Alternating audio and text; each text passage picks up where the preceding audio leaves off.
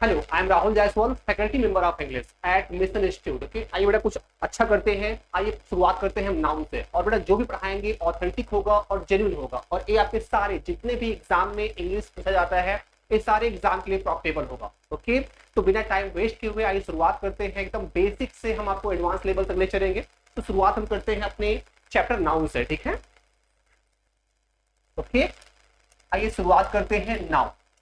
Noun होता क्या है, इनके कितने पार्ट्स होते हैं, कितने काइंड्स होते हैं, हम एक एक करके डिटेल में चर्चा करेंगे वन बाय वन। और जो भी पढ़ाया जाएगा वो ऑथेंटिक होगा और जेन्युइन होगा। और हाँ, वो एग्जाम के पॉइंट ऑफ व्यू से पढ़ाया जाएगा। कोई भी यहाँ वहां की बातें नहीं होगी, सीधे हम टू द पॉइंट बात करेंगे, ठीक है। तो ये नाउन के बारे में समझते हैं, नाउन होता क्या है।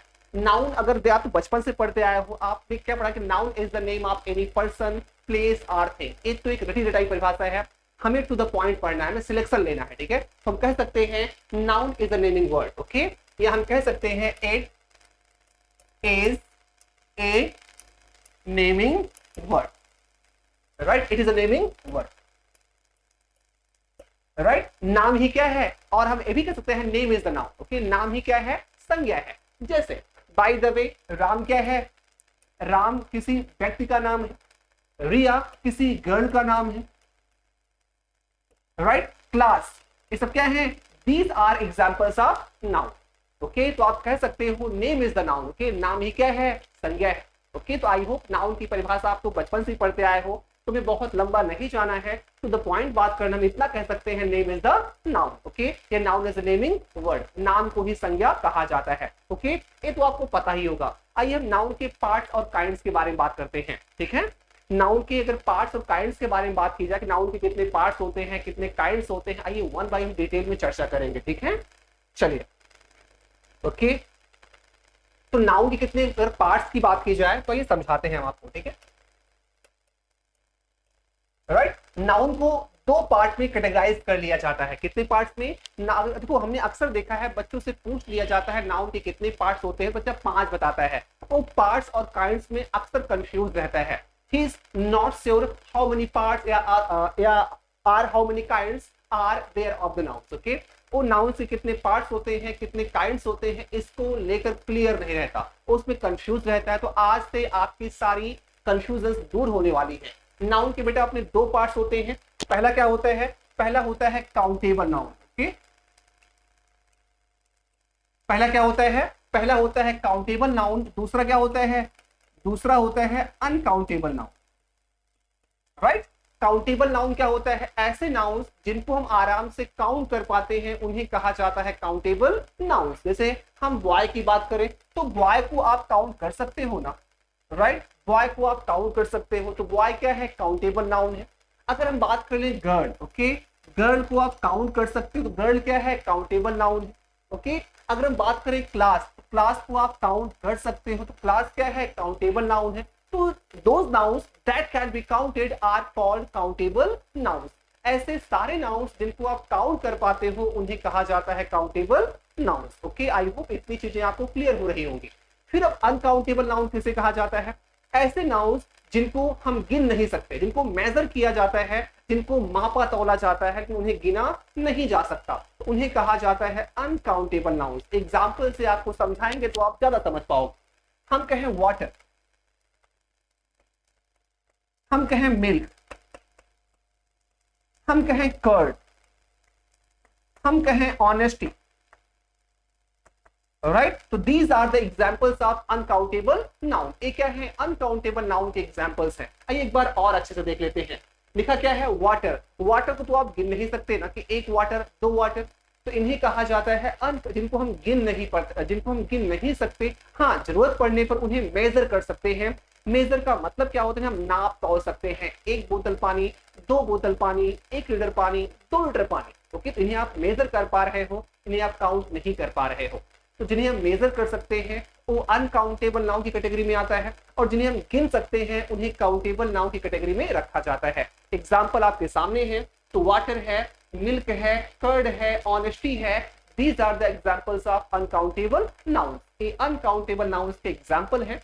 तो यहाँ पे क्या लिखा हुआ है, बॉय है, गर्ल है, क्लास है, सिनेमा है, बॉटल है, वॉच है, ये सब क्या है, काउंटेबल नाउन्स। तो आई होप इतनी चीजें आपको समझ में आई होंगी कि नाउन को जनरली दो पार्ट्स में बांटा जाता है, काउंटेबल और अनकाउंटेबल। ओके, यहां तक आई होप आपको सब कुछ समझ में आया होगा। अब नाउन के कितने काइंड्स होते हैं ये भी आप जानना चाहोगे। ओके, तो नाउन के ध्यान किया, नाउन के पार्ट्स दो होते हैं, आप कंफ्यूज मत हो जाइएगा। नाउन के दो पार्ट्स होते हैं, काइंड्स 5 होते हैं। कितने होते हैं? पार्ट्स 2 होते हैं और काइंड्स 5 होते हैं। अब देखो उस 5 काइंड्स के बारे में आइए हम चर्चा कर लेते हैं, ठीक है? ओके,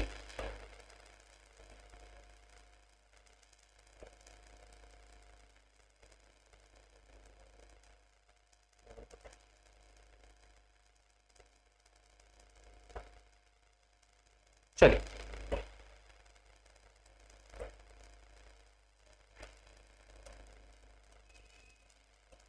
तो जो नाउन के आपके 5 काइंड्स हैं, आइए उनके बारे में क्या करते हैं, हम चर्चा कर लेते हैं। तो आइए हम एरो के माध्यम से समझते हैं। पहला क्या बताया गया था? Countable noun. और दूसरा क्या बताया गया था? दूसरा बताया गया था अनकाउंटेबल नाउन। यही आपसे हमने डिस्कस किया था, राइट? अब काउंटेबल नाउन में क्या होती हैं, आइए समझते हैं। अब आपको पता ही होगा कि there are 5 kinds of noun. Noun के 5 प्रकार होते हैं और 2 पार्ट्स होते हैं। काउंटेबल में देखिए 3 आ जाते हैं। कितने आ जाते हैं? काउंटेबल की कैटेगरी में 3 आते हैं, प्रॉपर, कॉमन और कलेक्टिव। प्रॉपर, कॉमन और कलेक्टिव एक काउंटेबल नाउन की कैटेगरी में आते हैं। आइए हम लिख देते हैं। पहला क्या है? प्रॉपर। दूसरा क्या है? कॉमन। और तीसरा क्या है? तीसरा है कलेक्टिव, राइट? प्रॉपर, कॉमन और कलेक्टिव ये आ जाते हैं काउंटेबल नाउन के तहत। अब बच गए 2। आपको पता होगा 2 कौन से हैं? 2 हैं मटेरियल और ऑब्स्ट्रैक्ट। ओके, मटेरियल और आइए हम आपको और अच्छी हैंडराइटिंग में लिखते हैं, राइट?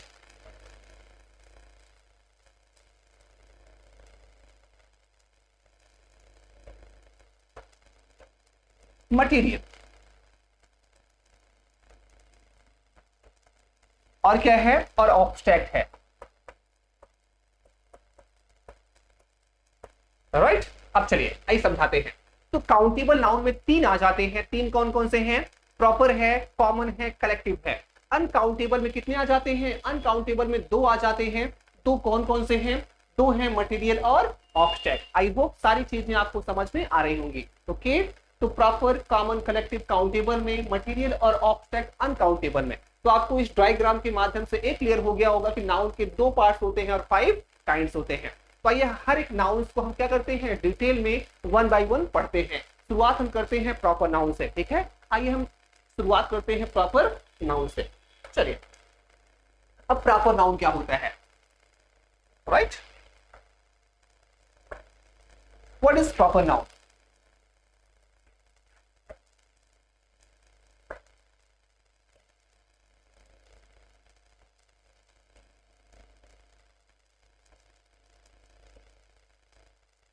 चलिए,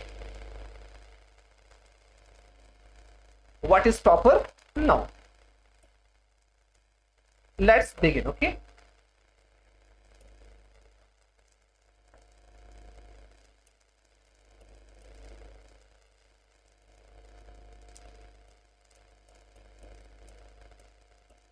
चलिए प्रॉपर नाउन क्या होता है समझाते हैं। देखो प्रॉपर नाउन क्या होता है, किसी भी स्पेसिफिक पर्सन, प्लेस और थिंग के नाम को प्रॉपर नाउन कहा जाता है। प्रॉपर नाउन और नाउन की परिभाषा में स्लाइड डिफरेंस होता है। आप नाउन की परिभाषा क्या जानते हो कि noun is the name of any person, place और थिंग। लेकिन जो प्रॉपर नाउन की परिभाषा होती है हल्की सी बदल जाती है। प्रॉपर नाउन की परिभाषा होती है कि proper noun is the name of any specific person, place और थिंग। आइए हम लिखवा देते हैं, ठीक है? Proper noun, proper noun, proper noun is the name of, is the name of any specific person, place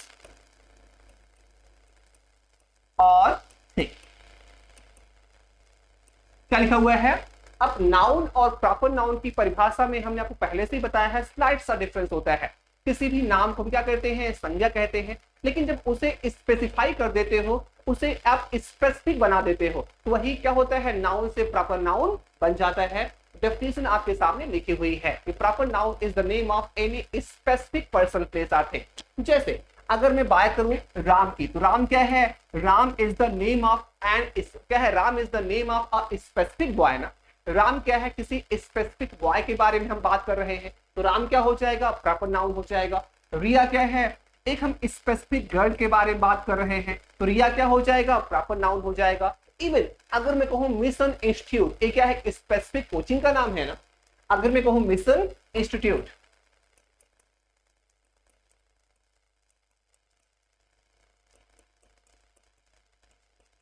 okay, अब मिशन इंस्टीट्यूट क्या है, it's also name of its also name of a specific coaching. एक क्या है, एक specific coaching का नाम है, तो क्या हो जाएगा, ये भी proper noun.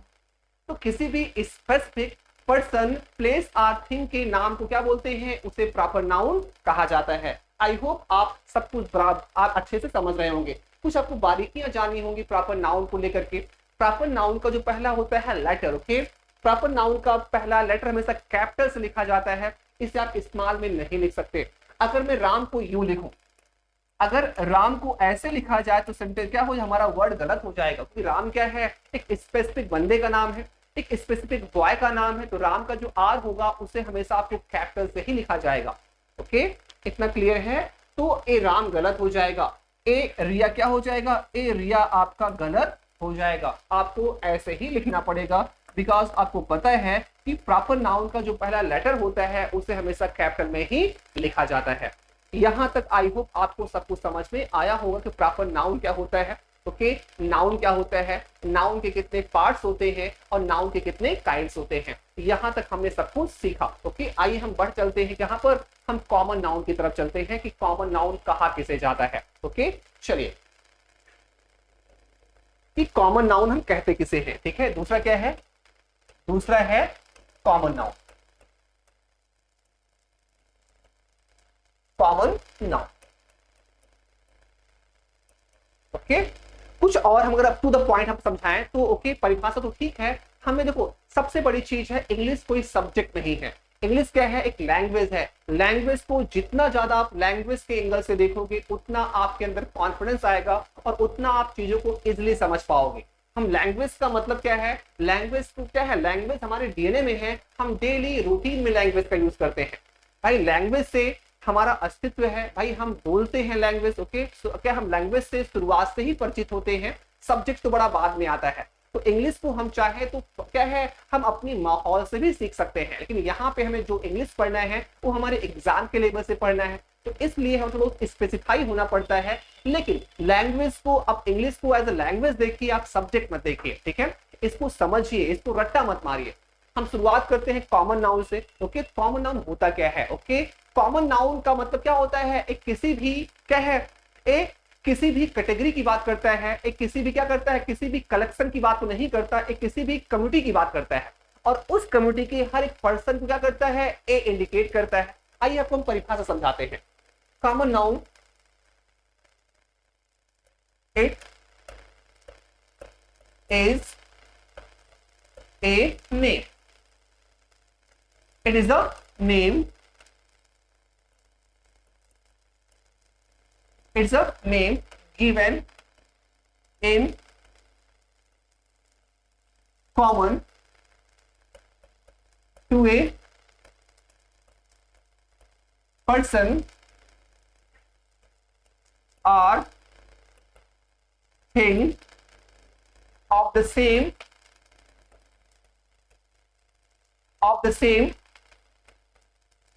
class or kind। इसको समझाते हैं एकदम कॉमन लैंग्वेज में, एकदम क्या है, एकदम इसको अच्छे समझा देते हैं। ये तो परिभाषा है, इसको हिंदी में हम बारीकी से समझा देते हैं। क्या कह रहा है कि it's a name given in common to a person or thing of the same class or kind. किसी भी क्लास या किसी भी काइंड से, उससे क्या है, किसी भी से हम कहें काउ। ओके, अभी काउ क्या है, एक क्लास का नाम। काउ क्या है, एक कैटेगरी का नाम। बॉय, बॉय क्या है, एक कैटेगरी का नाम है। अब देखिए काऊ कैटेगरी में जितने भी काउज आते हैं उन्हें आप काऊ ही तो बोलोगे ना, चाहे छोटी काऊ हो, चाहे बड़ी काऊ हो, चाहे देसी हो, चाहे जर्सी हो। उस काऊ के कैटेगरी में जो भी काउज आएंगे उन्हें काऊ के नाम से ही क्या करेंगे, उन्हें इंडिकेट किया जाता है। तो आपका साफ साफ कह रहा है कि it's a name given in common to a person और a thing of the same class और काइंड। किसी भी क्लास या किसी भी काइंड में रहने वाले जितने भी पर्सन होते हैं, अगर उस नाम से सभी को संबोधित किया जाता है तो उसे क्या बोलते हैं, उसे कॉमन नाउन कहा जाता है। अगर बॉय की बात करें तो बॉय क्या है, अब बॉय कैटेगरी से जितने भी शख्स क्या होंगे, बॉय कैटेगरी में जितने भी पर्सन इन्वॉल्व होंगे उन्हें आप बॉय ही बोलोगे ना।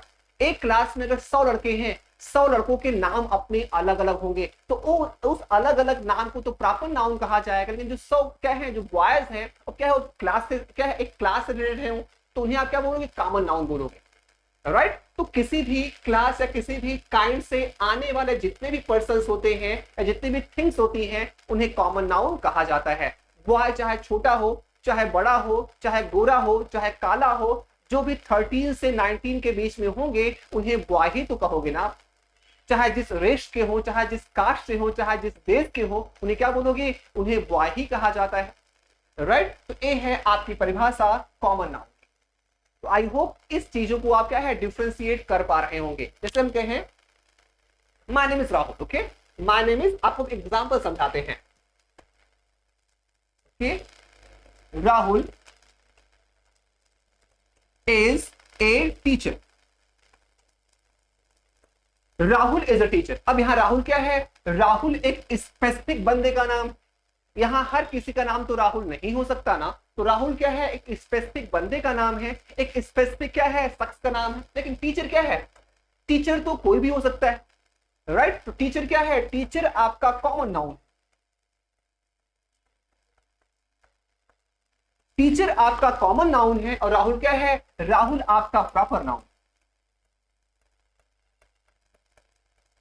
कि टीचर कोई भी हो सकता है कि राहुल कोई भी नहीं हो सकता भाई, राहुल एक स्पेसिफिक शख्स का नाम है, राइट। आई होप चीजें आपको समझ में आ गई होंगी। अगर हम कहें Riya is a nice girl, Riya is a nice girl. अब गर्ल क्या है, गर्ल एक कॉमन नाउन, लेकिन जो रिया है, अब रिया क्या है, स्पेसिफिक शख्स का नाम है, एक स्पेसिफिक गर्ल्स का नाम है। तो रिया क्या हो जाएगा, रिया हो जाएगा प्रॉपर नाउन, और गर्ल क्या हो जाएगा, गर्ल हो जाएगा कॉमन नाउन।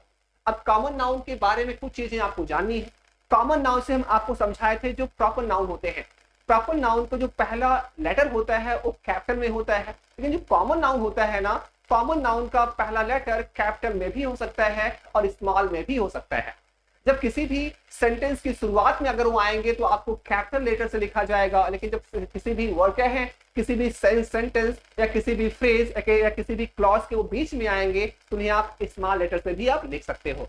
और कॉमन नाउन के पहले आप किसी भी आर्टिकल का यूज कर सकते हो, चाहे ए का यूज करिए, चाहे एन का यूज करिए, चाहे दा का यूज करिए। तो जो प्रॉपर नाउन होते हैं उनसे पहले जनरली हम ए एन का तो यूज बिल्कुल नहीं करते, एज पर द नीड हम दा का यूज कर सकते हैं। कहाँ दा का यूज करेंगे, कहाँ नहीं करेंगे, हम सब कुछ पढ़ाएंगे आने वाले चैप्टर्स में। अभी इतना समझिए कि कॉमन नाउन के पहले आर्टिकल्स का यूज किया जाता है और प्रॉपर नाउन के पहले हम आर्टिकल ए एन का तो यूज बिल्कुल नहीं कर सकते। यहां तक आपको बातें समझ में आ गई होंगी। अब कॉमन नाउन होता क्या है आपको ये भी समझ में आया होगा। अब हम मूव करते हैं आगे, आइए समझाते हैं आपको। प्रॉपर हो गया, कॉमन हो गया, आइए समझाते हैं कलेक्टिव नाउन क्या होता है। टिल देन आइए समझाते हैं कि हम कलेक्टिव, प्रॉपर हो गया, कॉमन हो गया, आइए समझाते हैं कलेक्टिव नाउन किसे कहा जाता है। चलिए, okay, number 3 collective noun.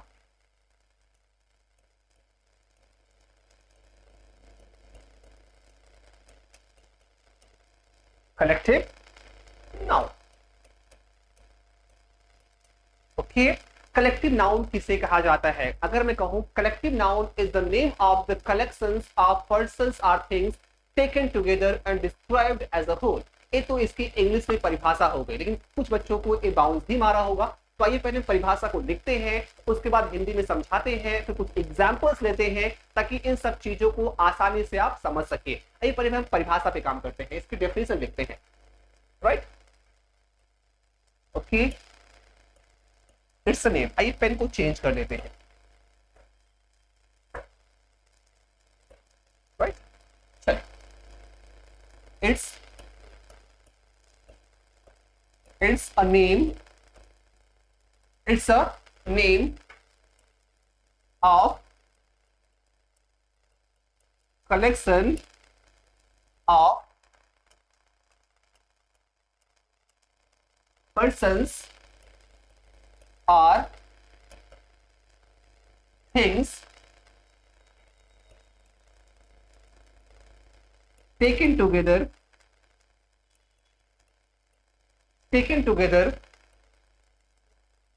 and described as a whole. Right, इसकी परिभाषा है। आइए इसको हिंदी में हम समझाते हैं आपको। पहले हम इसको देख लेते हैं। क्या लिखा है? It's a name of collection of persons और थिंग्स। किसी भी व्यक्ति या किसी भी वस्तु के कलेक्शन के नाम को, उनके समूह के नाम को कलेक्टिव नाउन कहा जाता है। उसके आगे कुछ लिखा है। क्या लिखा है? Taken together and described as a whole. जो आपने बॉय या गर्ल का समूह बनाया है, ओके, वो समूह किसी भी पर्सन का हो सकता है, समूह किसी भी थिंग्स का भी हो सकता है। तो जो पर्सन्स और थिंग्स का जो समूह होता है, उस समूह को आप एक करके उन्हें क्या मानते हो? आप एक सिंगल आइडेंटिटी मान लेते हो। जैसे एक क्लास की बात करें, ओके, तो एक क्लास में 100 बच्चे हो सकते हैं, 100 से ज्यादा भी हो सकते हैं, 10 बच्चों की क्लास भी हो सकती है, और एक क्लास में 1000 बच्चे भी हो सकते हैं। तो 1000 बच्चे क्या है? जो 1000 बच्चों की क्लास है, उसे क्या बोलोगे? उसे आप ए बोलोगे, अ क्लास इज नॉइजी। अगर एक क्लास में 1000 बच्चे हैं, अगर उस क्लास से शोर आ रहा, क्या बोलोगे? कि दिस क्लास इज नॉइजी। तो आपने क्या किया है? जो 1000 बच्चों का समूह हुआ है, उसे आपने एक क्लास का नाम दिया है। एक टीम होता है, टीम में कम से कम, अगर मैं क्रिकेट की बात करूं तो 11 प्लेयर्स होते हैं। तो आप 11 प्लेयर्स को अलग अलग आप पॉइंट आउट नहीं करते, आप 11 प्लेयर्स को इकट्ठा करके उन्हें क्या बनाते हो? टीम बना लेते हो ना। Okay? तो 11 प्लेयर्स को आप एक सिंगल यूनिट मानते हो, 11 प्लेयर्स को आप सिंगल इकाई मानते हो, और उसे आप टीम का नाम देते हो। इसे ही कहा जाता है taken together and describe as a.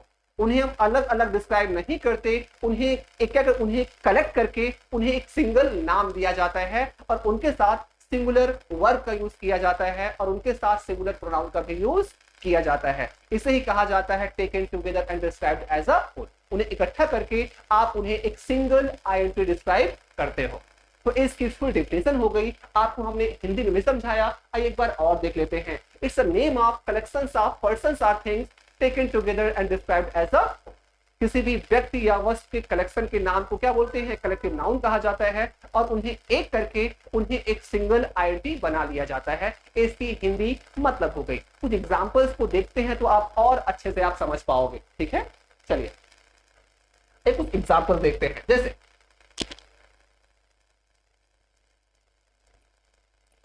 A group of जजेस, राइट, ए ग्रुप ऑफ जजेस।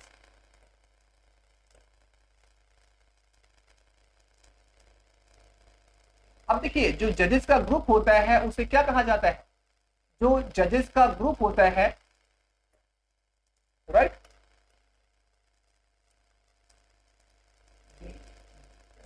सॉरी स्पेलिंग गलत हो गई। जो जजेस का ग्रुप होता है उसे बेंच कहा जाता है, या उसे आप जूरी भी बोल सकते हो, राइट, उसे आप बेंच के नाम से भी जानते हो, right right. A group of जजेस क्या बोलते हो? आप जूरी भी बोल सकते हो, आप चाहे तो क्या है बेंच का भी नाम दे सकते हो। कुछ डिसीजंस जो आते हैं उसमें वो किसी एक जज नहीं होते, उसमें 4-5 जजों का समूह होता है। तो जजेस का जो समूह होता है उसे क्या बोलते हो? उसे या तो आप जूरी बोलते हो या क्या बोलते हो? बेंच बोलते हो। ऑलराइट, अगर हम कहें a group of players, A group of players, right, तो अ ग्रुप ऑफ प्लेयर्स को क्या बोलते हो? आप बोलते हो टीम। क्या बोलते हो? Group of players is called team. Okay, a group of soldiers जो होते हैं, जानते हैं ना, ए ग्रुप ऑफ सोल्जर्स, उन्हें आप बोलते हो ट्रूप। क्या बोलते हो? उन्हें ट्रूप कहा जाता है, राइट, क्या बोलते हो? उन्हें ट्रूप कहा जाता है, TROOP, राइट। अब देखिए, a group of a group of beautiful girls, a group of beautiful girls. उन्हें बेबी, ध्यान दीजिए स्पेलिंग पे ध्यान दीजिएगा, ए बेबी नहीं है, बेबी है, BEVY, उन्हें बेबी कहा जाता है, right. A group of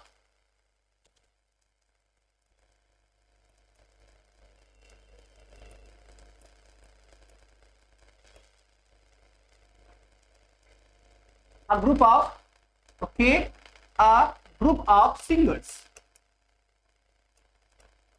okay, उन्हें क्या बोलते हो, उन्हें बैंड कहा जाता है, क्या बोलते हैं, उन्हें band. A group of singers बोल सकते हो या ग्रुप ऑफ थीव्स बोल सकते हो, राइट। तो चोरों के समूह को या सिंगर्स के समूह को आप बैंड कहते हो। A group of beautiful girls, जो सुंदर सुंदर लड़कियां होती हैं उनके समूह को आप बेबी बोलते हो, स्पेलिंग ध्यान रखिएगा, BEVY है।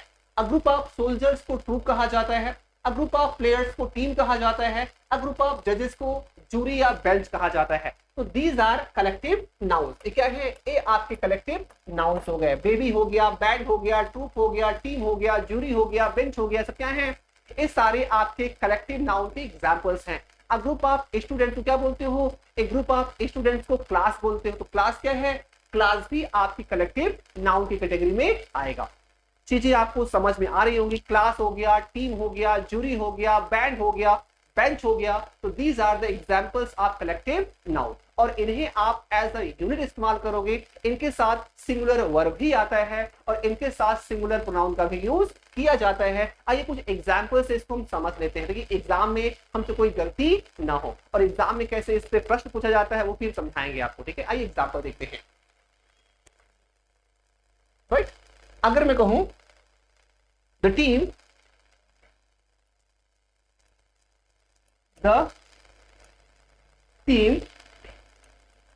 is doing its work very well। क्या लिखा हुआ है, the team is doing its work very well, okay. The जज या द जूरी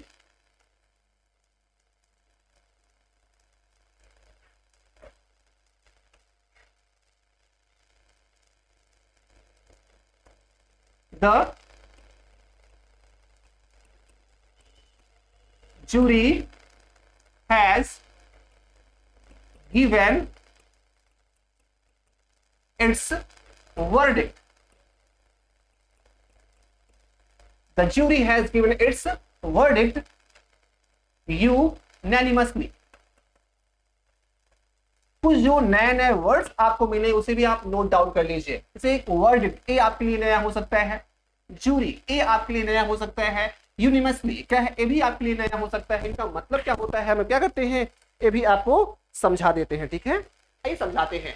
अब पहले हम पहला सेंटेंस देखें, the team is doing its work very well. Team अपना काम बहुत अच्छे से कर रही है। अब देखिए टीम में कोई सिंगल पर्सन तो होगा नहीं, टीम में एक से ज्यादा लोग होंगे ना। हम क्या किए हैं, टीम को हमने क्या माना है, टीम को हमने माना है सिंगुलर। चीजें आपको आई होप समझ में आ रही होगी। टीम को सिंगुलर माना गया है, इसलिए इनके साथ सिंगुलर वर्ब का यूज किया गया है। अगर प्रोनाउन की बात करें तो इनके लिए प्रोनाउन क्या आएगा, इट आएगा। जब इनके लिए प्रोनाउन इट आएगा, इसलिए इसका पॉजिटिव केस क्या आया है, इट्स आया है ना। तो टीम, ध्यान लीजिए, टीम के लिए अगर कभी प्रोनाउन का यूज करना हो ना, तो ना तो हम ही का यूज करेंगे और ना ही सी का यूज करेंगे। इनके लिए सिंपली इट का यूज किया जाएगा। आई होप चीजों को अच्छे से आप समझ रहे होंगे। फिर देखिए दूसरा वाक्य है, the jury has given its verdict universally. इसका मतलब क्या है, जो सदस्यों की क्या है, जो जजों की बेंच है, उसने अपने निर्णय को, तो वर्डिक्ट का मतलब क्या होता है, फैसला, जजमेंट, उसने अपने फैसले को एक मत में दिया है। इसका मतलब क्या है, उस बेंच में जितने भी जजेस थे, उस जूरी में जितने भी जजेस थे, सबकी ओपिनियन, सबकी राय क्या थी, एक थी। तो जब भाई जजमेंट कब आएगा, वर्डिक्ट तभी आएगा जब जितने भी जजेस हैं उनकी जो ओपिनियन हो वो कॉमन हो, उनकी राय क्या हो, कॉमन हो, तभी तो कोई जजमेंट पास आउट होगा। तो यहाँ पर इनका भी यूज देखो, यहाँ पे जो ग्रुप ऑफ जजेस हैं उनके स्थान पे जूरी का यूज किया गया है, और इसे भी क्या माना गया है, इसे भी माना गया है सिंगुलर। इसलिए यहाँ पे हमने क्या किया है, सिंगुलर नाउन का यूज किया है, ओके। और इसके लिए भी क्या आ गया है, इट्स आ गया है। राइट। अगर इसके लिए भी हमें प्रोनाउन की आवश्यकता पड़े, हम क्या लगाएंगे, इसके लिए हम इट लगा, क्या लगाएंगे, इसके लिए भी हम इट लगाएंगे। राइट, हम ही का, सी का और दे का यूज हम नहीं कर सकते। आई होप चीजें आपको सब कुछ समझ में आ रही होंगी। कुछ एडवांस लेवल पे हम चलते हैं। कलेक्टिव नाउन से अच्छे खासे एग्जाम में क्वेश्चन भी पूछे जाते रहे हैं, और बच्चा क्या करता है, कभी कभी वो गलत भी करके आता है, क्योंकि उस लेवल से वो पढ़ा नहीं होता, वो चीजों को सुपरफिशियली पढ़ा होता है, ऊपर ऊपर पढ़ा होता है। ओके, और कोई भी एग्जाम क्रैक करने के लिए हमें चीजों को बड़े सिस्टम से पढ़ना होता है। तो आइए हम कलेक्टिव नाउन को और अच्छे से समझ लेते हैं। ठीक है, कलेक्टिव नाउन को दो एंगल से यूज किया जाता है। ओके, आइए समझाते हैं। जो कलेक्टिव नाउन होता है ना, इसको दो तरीके से यूज किया जाता है। इसका यूज किया जाता है यूनाइटेड सेंस में, और इसका यूज किया जाता है डिवाइडेड सेंस में। आइए समझाते हैं। राइट,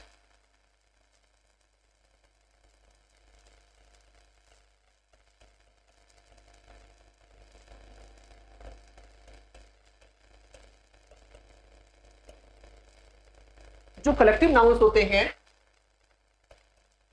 इनका यूज किया जाता है दो तरीके से। पहला, इसका यूज किया जाएगा यूनाइटेड सेंस में, दूसरा इसका यूज किया जाएगा डिवाइडेड सेंस में। अब यूनाइटेड सेंस क्या होता है, डिवाइडेड सेंस क्या होता है, आइए आपको समझाते हैं हम। ठीक है,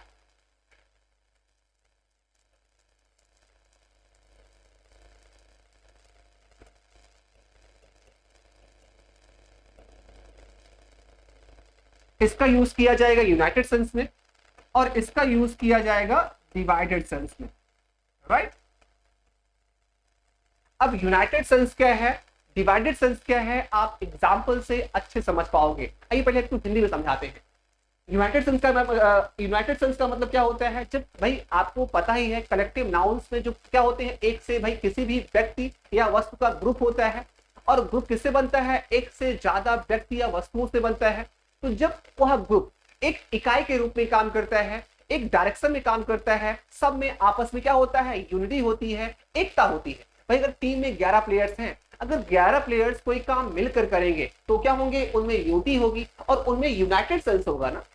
अगर वही 11 टीम की ग्रुप आपस में ही झगड़ ले, आपस में ही बढ़ जाए, तो वो आपस में क्या होंगे, बढ़ जाएंगे, उनके अंदर क्या हो जाएगा, क्लैश हो जाएगा, उसे ही कहा जाएगा divided sense. By the way, एक बेंच में 5 जजेस हैं, और पांचों की जजेस क्या है, पांचों का जो ओपिनियन है वो एक नहीं है। 3 जज एक राय रखते हैं, और जो 2 जज हैं वो एक राय रखते हैं। क्या बताइए, वहां पर कभी कोई फैसला आ पाएगा? तो वहां पर आप यूनाइटेड सेंस में आप नहीं उसे यूज करोगे, आप वहां पे यूज करोगे डिवाइडेड सेंस। ओके, इसका मतलब क्या है, जब इसका यूज एक सिंगल आइडेंटिटी की तरह किया जाता है तो उसे यूनाइटेड सेंस कहा जाता है, और उसका यूज किया जाता है सिंगुलर में। इनके साथ क्या आता है, इनके साथ सिंगुलर वर्ब आती है, और इनके साथ क्या आता है, सिंगुलर प्रोनाउन भी आता है। सिंगुलर प्रोनाउन भी आता है। वर्ब तो as per the need, as per the tense कुछ भी आ सकता है सिंगुलर, लेकिन प्रोनाउन में क्या आता है, इनके साथ क्या करते हो, आप इट का यूज करते हो। एग्जाम्पल से भी आपको समझाया गया था। लेकिन जब यही क्या हो, जब यही कलेक्टिव नाउन्स आपस में ही बढ़ जाते हैं, इनमें डिफरेंस आ जाता है, इसमें क्लैश हो जाता है, आपस में ही बढ़ जाते हैं, तो उसे यूज किया जाएगा, उसे यूज किया जाता है डिवाइडेड सेंस में, और उन्हें यूज किया जाता है प्लूरल में। वहां पे इस सिंगुलर में स्टैंड नहीं करते। उन्हें किसमें यूज करोगे, उन्हें यूज करोगे प्लूरल में। राइट, ओके, क्या आएगा, प्लूरल वर्ब आएगी, और उनके साथ मालूम है, उनके साथ प्रोनाउन क्या आएगा, उनके साथ प्रोनाउन आएगा दे। उनके साथ हम इट का यूज नहीं कर सकते। एग्जाम्पल से तो आपका क्या है, थ्योरी हो गई, इसको प्रैक्टिकली समझ लेते हैं ताकि आप अच्छे से इसे कर पाइए। ठीक है, आइए देखते हैं।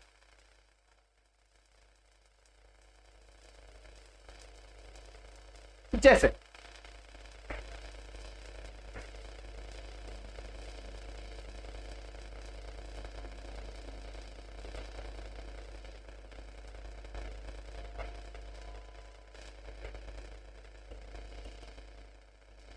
the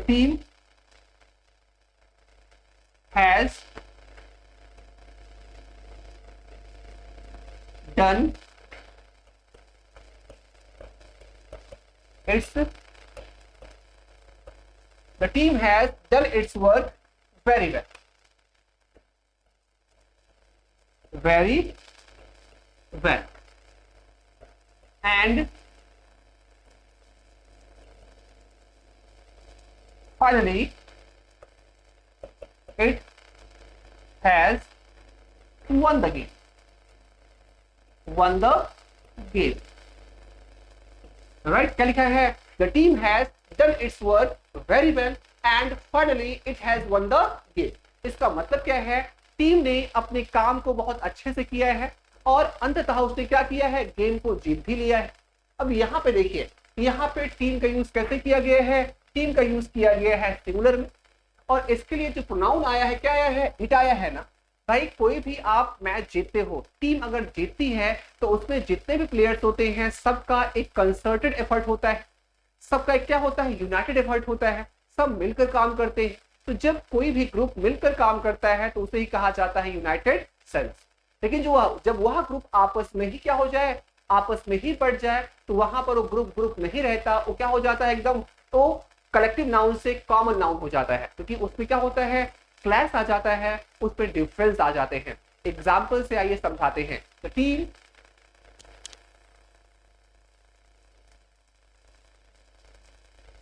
जैसे ये पहला सेंटेंस है, दूसरा sentence.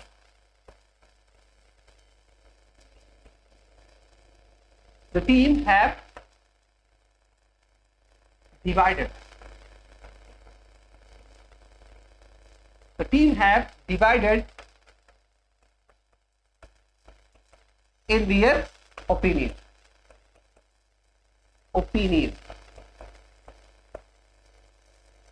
And they may lose the game tomorrow. देखा क्या है? The team have divided in their opinion and they may lose the game tomorrow. इसका पहले मतलब समझो। टीम क्या है? टीम आपस में ही बढ़ गई है, टीम अपने विचारों में ही बढ़ गई है। कोई पहले नंबर पे खेलेगा, कोई क्या, कौन पहले नंबर पे खेलेगा, कौन पिछले नंबर पे खेलेगा, ये अपने आप में डिसाइड नहीं कर पा रहे। तो इनके जो विचार हैं, जो थॉट्स हैं, जो ओपिनियन है, वो यूनाइटेड नहीं है, वो कंसर्टेड नहीं है, वो आपस में ही बटे हुए हैं। तो इनमें क्या आ गया है? इनमें डिफरेंस आ गया है ना। तो इसलिए क्या है? अब वो टीम के लिए हमने क्या किया है? हैव का यूज किया है, और ये क्या है? बिल्कुल सही। इसका मतलब क्या है कि टीम में क्या आ गया है? टीम में डिफरेंस आ गया है। टीम आपस में एक सेंस नहीं रख रही है भाई। ओके, प्लेयर्स और उनके 4 साथी अलग हो गए हैं, और वाइस कैप्टन और उनके 6 साथी क्या हो गए हैं? अलग हो गए हैं। तो सब आपस में क्या हो गए हैं? बढ़ गए हैं। यहाँ क्या आ जाएगा? यहाँ आ जाएगा डिवाइडेड सेल्स, और इनके साथ क्या होगा? इनके साथ वर्ब आएगी प्लूरल, आपको समझाया गया था। और प्रोनाउन क्या आ जाएगा? प्रोनाउन भी आएगा प्लूरल। ओके, अब देखिए एक क्वेश्चन एग्जाम में आया हुआ है, आइए देख लेते हैं। ओके, क्योंकि अगर सारे कॉन्सेप्ट आपके क्लियर हैं तो एग्जाम में जितने भी क्वेश्चंस आएंगे आप बड़े आराम से कर लोगे। अगर आपका कॉन्सेप्ट क्लियर नहीं है, आपने केवल सुपरफिशियल पढ़ा है, सुपरफिशियल का मतलब होता है आपने केवल ऊपर पढ़ा है, बहुत आपको डीप अच्छी से नॉलेज नहीं है, तो आप अक्सर गलती करते हो। आइए एग्जाम्पल से आपको समझाते हैं जो एग्जाम्पल एग्जाम में पूछा गया है इसी कलेक्टिव नाउन के बेसिस पे। ओके, चलिए एक क्वेश्चन एग्जाम में आया हुआ है इसी कलेक्टिव नाउन के बेसिस का, ये समझते हो सवाल कौन सा है। अच्छा क्वेश्चन था, आपको बहुत कुछ सिखाएगा। ठीक है, चलिए आइए देखते हैं। अगर मैं कहूं the family, right, the family, the family was not united. The family was not united and they could not resolve the issues. The issues, okay? ये आपका प्रश्न है। The family was not united and they could not resolve the issues. ये आपका A part है, right? ये आपका B part है, ये आपका C पार्ट है। आखिरी क्या हो जाएगा? आखिरी हो जाएगा नो एरर, राइट? आखिरी क्या हो जाएगा, आखिरी हो जाएगा नो एरर। तो साफ साफ लिखा है the family was not united. अब the family was not united का मतलब क्या है कि अब फैमिली में क्या थी, फैमिली में आपस में ही क्लैश था, फैमिली एक मत नहीं थी। तो जब फैमिली में आपस में क्लैश था, फैमिली एक मत नहीं थी, तो उस फैमिली को आप क्या करोगे, आप क्या करोगे, आप डिसयूनाइटेड सेंस में ले जाओगे, राइट आप डिवाइडेड सेंस में ले जाओगे। और हमने कहा था कि किसी भी नाउन का, किसी भी कलेक्टिव नाउन का अगर आप यूज डिवाइडेड सेंस में करते हो तो उसके साथ हमेशा प्लूरल वर्ब आती है, उनके साथ कभी भी सिंगुलर वर्ब नहीं आएगी। और इसीलिए देखिए यहाँ पे दे का यूज किया गया है। दे मतलब जो फैमिली के मेंबर्स थे वो आपस में ही बटे हुए थे, उनकी ओपिनियन, उनके राय एक जैसे नहीं थे, इसलिए क्या करेंगे, यहाँ पे तो दे बिल्कुल सही है, हमारा जो वर्ब है वो गलत हो गया है। यहाँ पे वाज के स्थान पे आपको यूज करना चाहिए था वर्ब। तो गलती किस पार्ट में आएगी, गलती आपका ए पार्ट में हो जाएगी। तो सेंटेंस क्या होगा, the family were not United and they could not resolve the issue. Family में आपस में ही क्लैश था, इसलिए ए इशू को सॉल्व नहीं कर पाए। तो गलती किसमें है, ए पार्ट में है, राइट। तो ऐसे ही क्वेश्चन एग्जाम में आते हैं कि आपको ये समझना होगा कि सेंटेंस का जो मतलब है वो यूनाइटेड सेंस दे रहा है या डिवाइडेड सेंस दे रहा है। जैसे अगर मैं कहूं, ओके एग्जांपल देखते हैं, अगर मैं कहूं the family, the family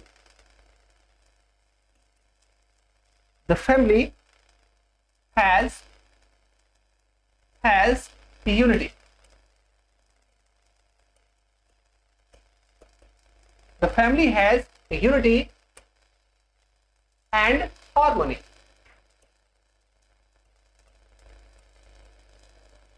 Okay, the family has unity and harmony, and right, it can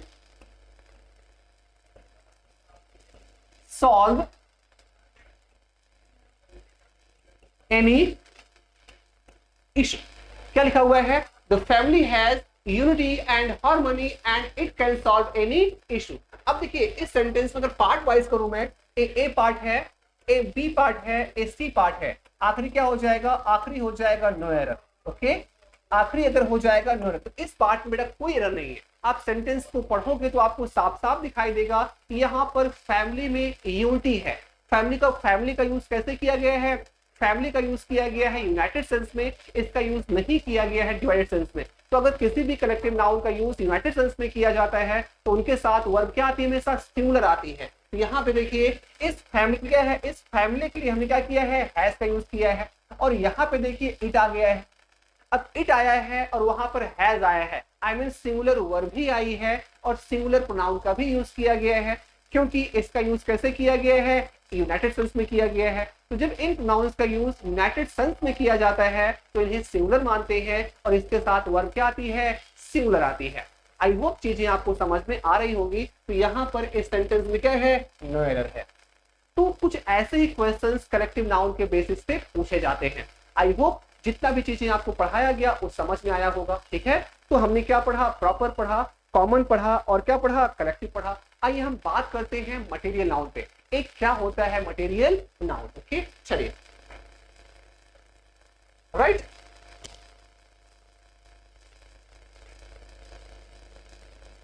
number 4 material noun.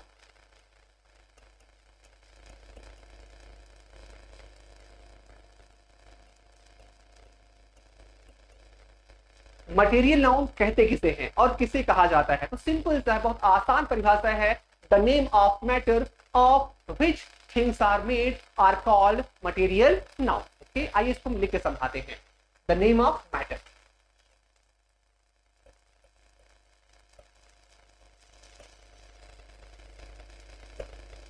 The name of matter,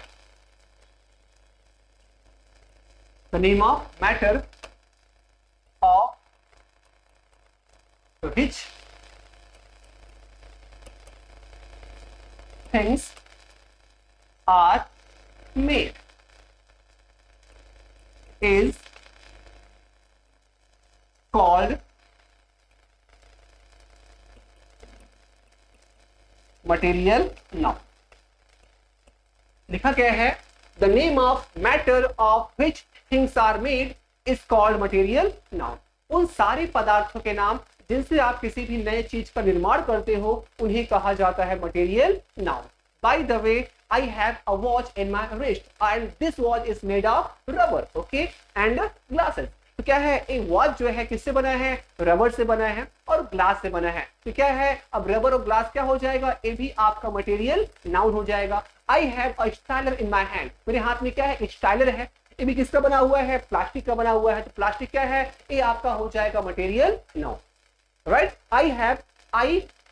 I am wearing a glasses, okay? हमने क्या है, चश्मा पहना हुआ है। अब चश्मा क्या है, ये चश्मा बना है प्लास्टिक से और ग्लास से। तो क्या है, ये भी आपका प्लास्टिक ग्लास क्या है, ये भी आपका मटेरियल नाउन है।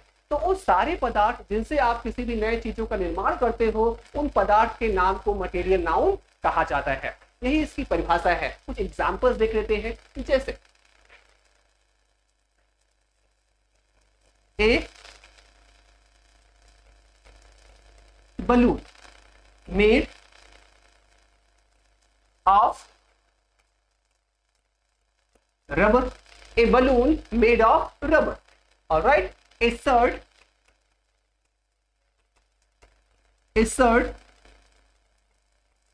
made of cotton, a shirt made of cotton, a balloon made of rubber, a ring made of gold, right। a shoe